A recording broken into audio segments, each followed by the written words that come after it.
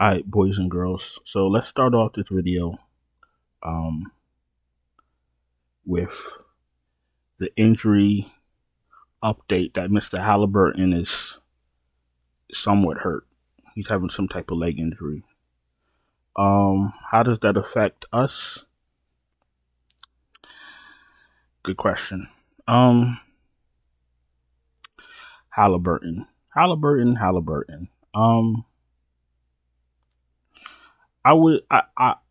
going into this game, I was thinking that Indiana would keep it close. It would be a big Siakam game with Halliburton chipping in, because the way his game is set up, I don't think he's going to be very successful against those OKC defenders. But the fact that he let it out the bag that he's hurt,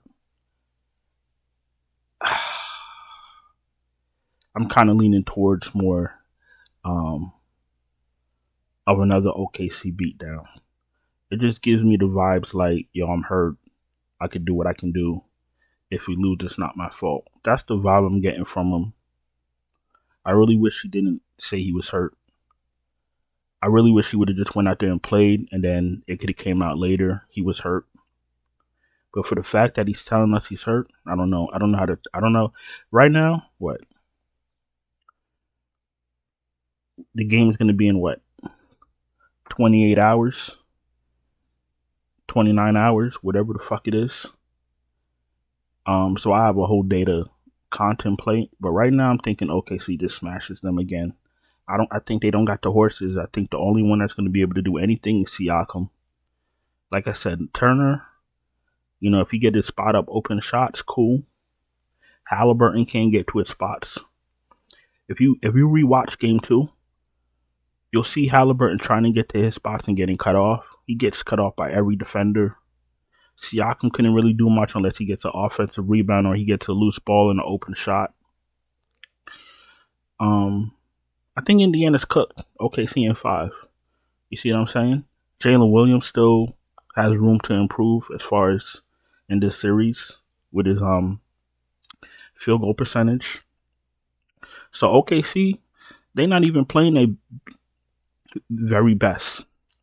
Caruso's playing, he's playing very well. SGA's playing like the best player in the world. Chet, you can see he's trying. And we're just waiting for Jalen Williams to join him. If Jalen Williams has a good game 3, the Pacers are going to get smoked by 35. They don't have the horses. The only thing they could probably do is try to get Mathurin in there a little bit early. Try to substitute offense for defense. Because at the end of the day, you're not stopping SGA. You can't even stop Caruso. You can't stop Chet if he commits to scoring. So you might as well try to make it a shootout. That's just my opinion. Who am I? I'm a nobody. As far as my player pool goes, it's not going to really change much from the other games. And my tier 1 is going to be SGA. My tier 2 is going to be Williams and Siakam. My tier 3 is going to be Halliburton and Chet.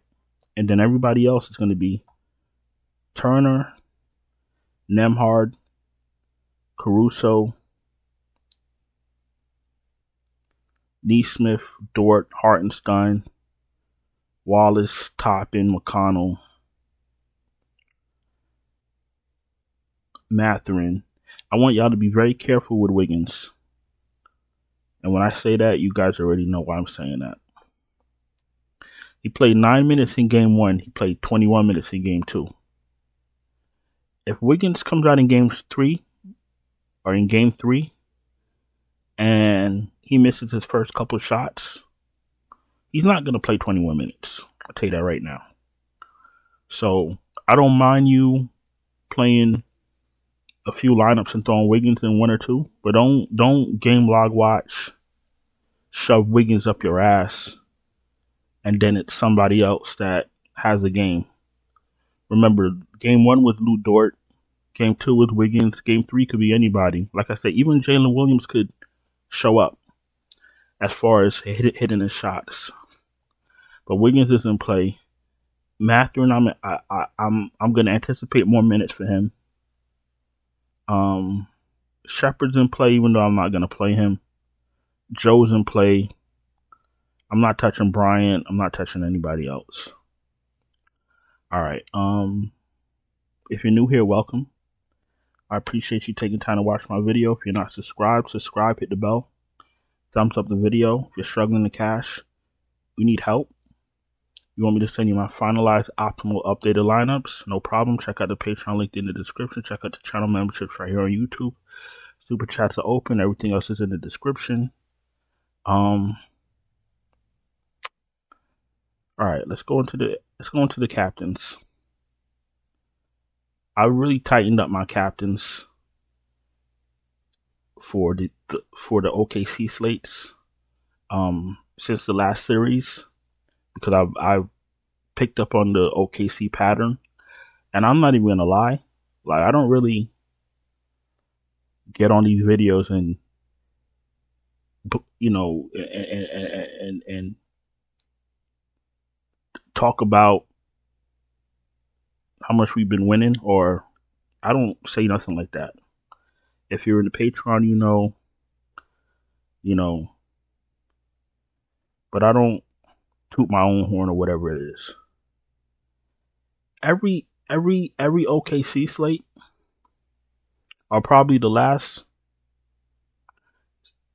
7 to 9 OKC slates, we've been smashing them. Because like I said, I got the OKC pattern down for fantasy. You could only accumulate so many points from certain players. But on an OKC slate, what you got to try to figure out is what the other team is going to do, and then try to get that into your lineup. That's the key to these OKC slates. So I'm pretty sure I'm cashing on this slate, but it also goes with game script. Like I always tell y'all with these showdown slates, have a game script in your mind. Play players to reflect that.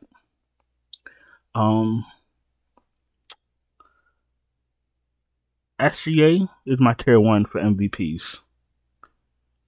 If you're really trying to cash, find a way to shove him in the captain spot. The problem with shoving him in the captain spot is you're not going to like the rest of the lineup, or you're not going to be able to get some of the other big guns in your lineup, and that's going to fuck with your mind.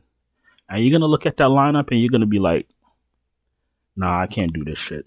And you're gonna take SGA out of the captain spot. That's what we all do.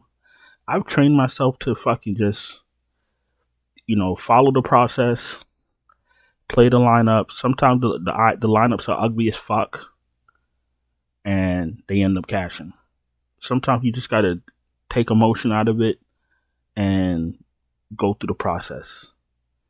As far as the rest of my captains go, I like Siakam. I like Jalen Williams. I don't trust Halliburton, but I know he's capable of having a big game, but I don't trust him.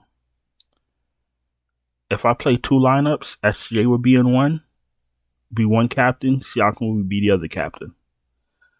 If I'm playing 3 lineups, I think I'd bite the bullet and make Halliburton the 3rd captain. SGA, Halliburton, Jalen Williams, and Siakam are the only captains I'm going to play. Unless something changes, maybe I'll extend to Chet. But I'm definitely not going outside of those 5 for captains. Because at the end of the day, if you have Halliburton at captain and he goes off, or if someone has Halliburton at captain and he goes off and you don't have him, you lose. If SJ is at captain and he goes off and you don't have him, there's no shot. You got to understand, we're in the finals now, right? So everybody's lineups are going to be very similar. We're all playing the same people.